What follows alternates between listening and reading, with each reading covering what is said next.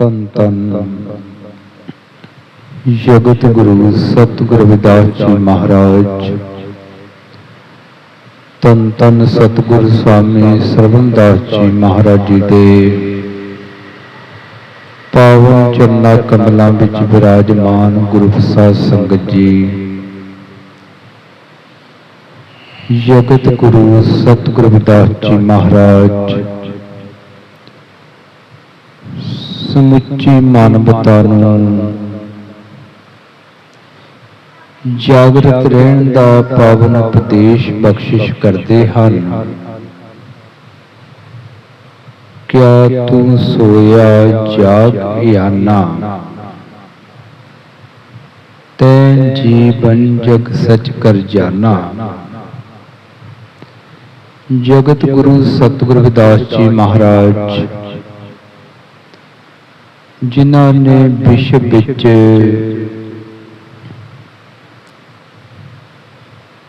ਵਿਦਿਅਕ, ਸੱਭਿਆਚਾਰਕ,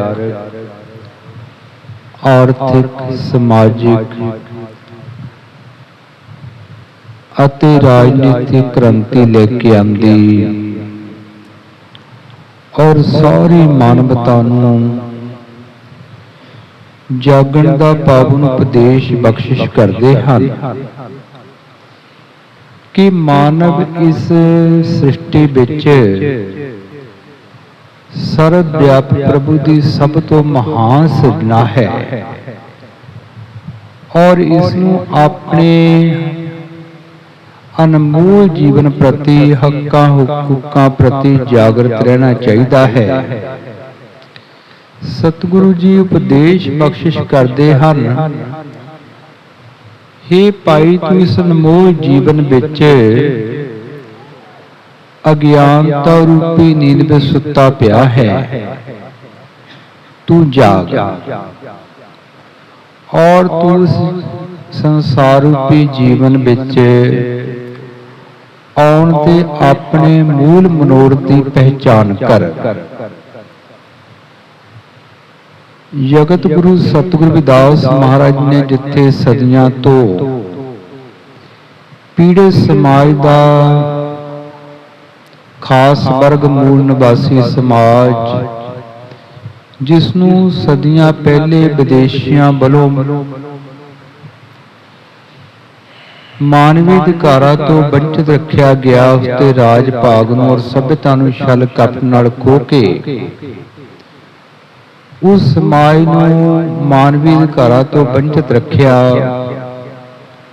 ਉਸ ਸਮਾਜ ਨੂੰ ਬਰਾਬਰ ਲਿਆਉਣ ਲਈ ਸੰਘਰਸ਼ ਕੀਤਾ ਔਰ ਮਾਨਵ ਵਿਰੋਧੀਆਂ ਨੂੰ ਮਾਨਵਤਾ ਦਾ ਪਾਠ ਪੜ੍ਹਾਇਆ।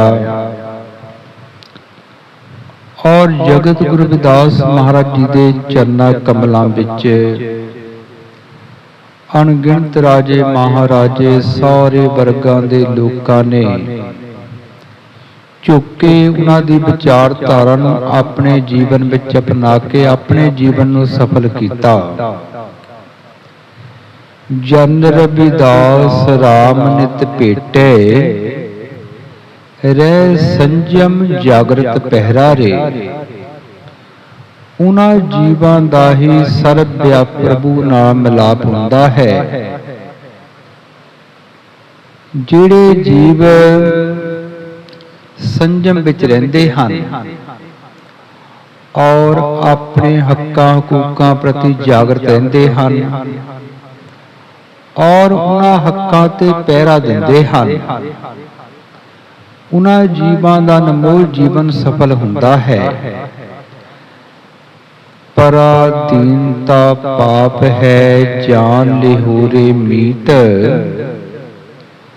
ਰਵਿਦਾਸ ਦਾਸ ਪਰਾਧੀਨ ਸੋ ਕੌਣ ਕਰੇ ਹੈ ਪ੍ਰੀਤ। ਕਿ ਸੰਸਾਰ ਵਿੱਚ ਪਰਾਏ ਦੇ ਅਧੀਨ ਰਹਿਣਾ ਸਰੀਰਕ ਤੌਰ ਤੇ ਔਰ ਮਾਨਸਿਕ ਤੌਰ ਤੇ ਪਰਾਏ ਦੇ ਅਧੀਨ ਰਹਿਣਾ ਸਭ ਤੋਂ ਵੱਡਾ ਪਾਪ ਹੈ। ਪਰਾਧੀਨਤਾ ਪਾਪ ਹੈ, ਜਾਨ ਲਿਹੋਰੇ ਮੀਤ। हे ਮੇਰੇ ਮਿੱਤਰੋ, ਤੁਸੀਂ ਇਸ ਗੱਲ ਨੂੰ ਚੰਗੀ ਤਰ੍ਹਾਂ ਸਮਝ ਲਵੋ रविदास दास पराधीन सो कौन करे है प्रीत। ਜਿਹੜਾ ਜੀ ਪਰਾਏ ਦੇ ਦੀਨ ਹੋਵੇ, ਮਾਨਸਿਕ ਤੌਰ ਤੇ ਗੁਲਾਮ ਬਣ ਜਾਵੇ, ਉਸ ਨਾਲ ਕੋਈ ਵੀ ਪ੍ਰੇਮ ਨਹੀਂ ਕਰਦਾ।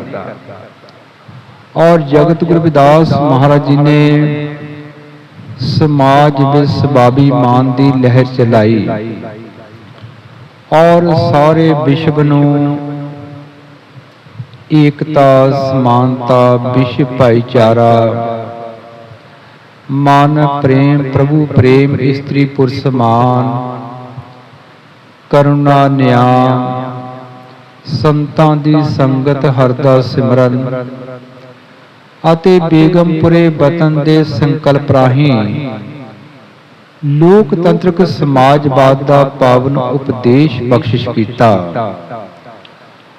ਔਰ ਉਹਨਾਂ ਦੇ ਉਪਦੇਸ਼ਾਂ ਦਾ ਸਾਰੇ ਵਰਗਾਂ ਦੇ ਲੋਕਾਂ ਤੇ ਬੜਾ ਪ੍ਰਭਾਵ ਪਿਆ। ਜੋ ਜਗਤ ਗੁਰੂ ਰਵਿਦਾਸ ਮਹਾਰਾਜ ਨੇ ਪਾਵਨ ਉਪਦੇਸ਼ ਬਖਸ਼ਿਸ਼ ਕੀਤੇ, ਜਿਸ ਵਿੱਚ ਜਗਤ ਗੁਰੂ ਰਵਿਦਾਸ ਮਹਾਰਾਜ ਨੇ ਸਦੀਆਂ ਦੇ ਗੌਰਵਸ਼ਾਲੀ ਇਤਿਹਾਸ ਤੇ ਮੋਹਰ ਲਾਈ, ਪ੍ਰਚਲਿਤ ਮਾਨਵ ਵਿਰੋਧੀ ਵਿਵਸਥਾ ਦਾ ਵਿਰੋਧ ਕੀਤਾ ਔਰ ਲੋਕਤੰਤਰਕ ਸਮਾਜਵਾਦ ਦੇ ਰਾਹੀਂ ਭਵਿੱਖ ਦੇ ਵਿੱਚ ਸਾਰੇ ਜੀਵਾਂ ਨੂੰ ਮਾਨਵੀ ਅਧਿਕਾਰ ਪ੍ਰਾਪਤ ਹੋਣ, ਬੇਗਮਪੁਰੇ ਵਤਨ ਦਾ ਸੰਕਲਪ ਦਿੱਤਾ। ਅੱਜ ਉਹਨਾਂ ਦੇ ਪਾਵਨ ਉਪਦੇਸ਼ਾਂ ਨੂੰ ਵਿਸ਼ਵ ਭਰ ਵਿੱਚ ਸੰਗਤਾਂ ਅਨੇਕਾਂ ਭਾਸ਼ਾਵਾਂ ਵਿੱਚ ਪੜ੍ਹ ਕੇ, ਸਰਵਣ ਕਰਕੇ ਆਪਣੇ ਜੀਵਨ ਨੂੰ ਸਫਲ ਬਣਾ ਰਹੀਆਂ ਹਨ। 24 ਫਰਵਰੀ ਨੂੰ ਜਗਤ ਗੁਰੂ ਰਵਿਦਾਸ ਮਹਾਰਾਜ ਜੀ ਦਾ 647ਵਾਂ ਆਗਮਨ ਪੁਰਬ ਔਰ ਵਿਦਾਸੀਆ ਧਰਮ ਦਾ 15ਵਾਂ ਸਥਾਪਨਾ ਦੇ ਵਿਸ਼ਵ ਭਰ ਵਿੱਚ ਮਨਾਇਆ ਗਿਆ।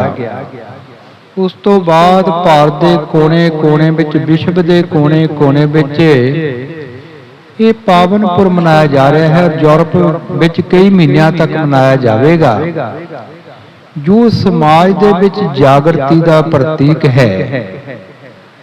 ਔਰ ਜਿਵੇਂ ਲਾਇਕ ਬੱਚੇ ਆਪਣੇ ਮਾਤਾ ਪਿਤਾ ਦੀ ਸੋਚ ਨੂੰ ਅੱਗੇ ਲੈ ਕੇ ਜਾਂਦੇ ਹਨ, ਇਸੇ ਪ੍ਰਕਾਰ ਜੋ ਲਾਇਕ ਪੈਰੋਕਾਰ ਹਨ, ਉਹ ਆਪਣੇ ਰਹਿਬਰਾਂ, ਗੁਰੂਆਂ, ਸੰਤਾਂ, ਮਹਾਂਪੁਰਸ਼ਾਂ, ਸ਼ਹੀਦਾਂ, ਸਮਾਜ ਧਾਰਕਾਂ ਦੇ ਮਿਸ਼ਨ ਨੂੰ ਅੱਗੇ ਲੈ ਕੇ ਜਾਣਾ ਆਪਣਾ ਫਰਜ਼ ਸਮਝਦੇ ਹਨ।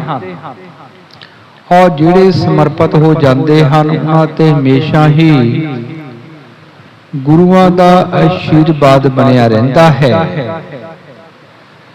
ਜੋ ਜਗਤ ਗੁਰੂ ਰਵਿਦਾਸ ਮਹਾਰਾਜ ਨੇ ਪਾਵਨ ਉਪਦੇਸ਼ ਵਿਸ਼ਵ ਨੂੰ ਬਖਸ਼ਿਸ਼ ਕੀਤੇ,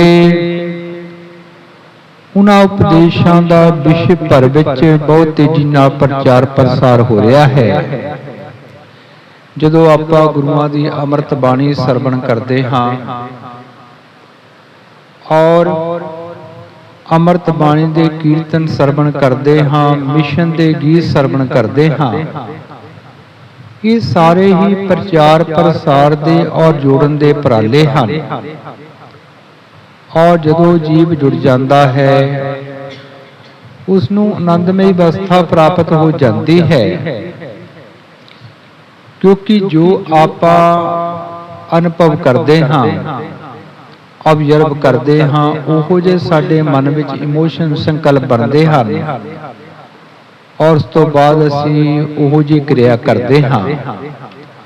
ਤੋ ਇਹ ਸਾਰੇ ਹੀ ਜੋੜਨ ਦੇ ਉਪਰਾਲੇ ਹਨ।